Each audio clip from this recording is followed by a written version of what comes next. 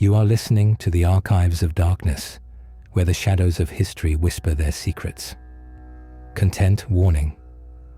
This episode contains accounts of historical violence, torture, and disturbing allegations involving noble households of the 16th and 17th centuries.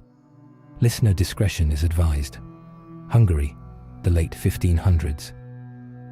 In the shadows of the Carpathian hills stood a vast stone fortress, Čachtice Castle. It was home to a woman of noble birth and unspeakable reputation. Her name was Elizabeth Báthory, known to history as the Blood Countess. She was said to bathe in the blood of virgins to preserve her youth. But how much of this is legend, and how much is truth? Chapter 1. A noble lineage born to power. Elizabeth Báthory was born in 1560 into one of Hungary's most powerful Protestant families. Her cousins included kings, her relatives were war heroes, and her education, rare for women at the time, made her fluent in Latin, German, and Greek. From a young age, she was described as intelligent, proud, and fiercely independent. But she also suffered from seizures, what some historians suggest might have been epilepsy. Her condition in that era was often misunderstood as signs of possession or moral weakness. At age 15, she married Count Ferenc Nadasdy, a soldier known as the Black Knight of Hungary. He gifted her Čachtice Castle, where she would later live in isolation, managing vast estates while her husband fought the Ottoman Empire. Chapter 2. The allegations begin. After her husband's death in 1604, rumors began to swirl. Servants disappeared. Peasant girls sent to her household for education were never seen again. Witnesses claimed screams echoed from the stone corridors at night. Some said she tortured the girls for disobedience. Others whispered that she drained their blood to anoint her skin, seeking eternal youth. But much of this, even at the time, was hearsay. In reality, many nobles punished servants harshly, and Elizabeth's high rank shielded her from scrutiny, for a time. Chapter 3. The Investigation. In 1610, King Matthias II ordered an inquiry. Leading it was György Thurzó, a trusted noble and relative of Báthory.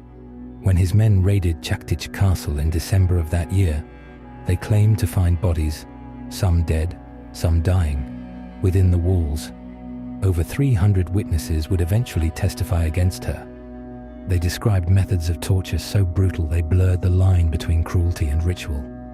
But even here, the truth dissolves into mist. The records were filtered through politics and scandal. Elizabeth was wealthy, powerful, and a widow, an easy target in a patriarchal society, eager to seize her lands. Chapter 4. Fact versus Folklore. Fact. She was tried in 1611. Dozens of servants were executed. Elizabeth herself was never formally convicted. Instead, she was confined to her own castle, walled inside a set of rooms with only narrow slits for food and light. Folklore. That she bathed in the blood of virgins. First one, then hundreds. That her mirror cracked when she looked upon her aging face. That her screams were heard for years after her death. None of these tales appear in the original trial documents. They emerged later, woven by storytellers and pamphleteers hungry for a monster in silk. Chapter 5. Death and Legacy. Elizabeth Báthory died in 1614, aged 54. Her body was buried in the family crypt, though local villagers demanded it be moved, fearing her restless spirit. Over centuries, her story transformed into Gothic myth, a cautionary tale of vanity, cruelty, and the corrupting isolation of power. Perhaps she was a murderer, perhaps she was a victim of envy and politics, or perhaps, like all monsters of history, she was both.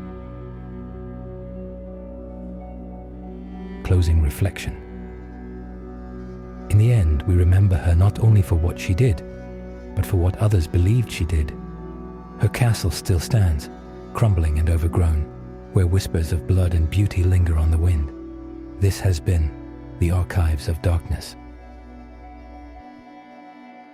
Next time on the Archives of Darkness. America, the late 1800s. A quiet woman on a lonely Indiana farm lures men to their deaths, all for love, greed, and power.